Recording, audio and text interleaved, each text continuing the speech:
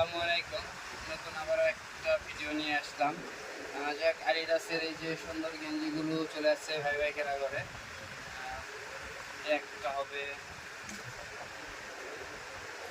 একটা সুন্দর কালার, যা যার লাগবে স্ক্রিনশট মেরে রাখবেন আর যোগাযোগ করবেন। একটা কালার,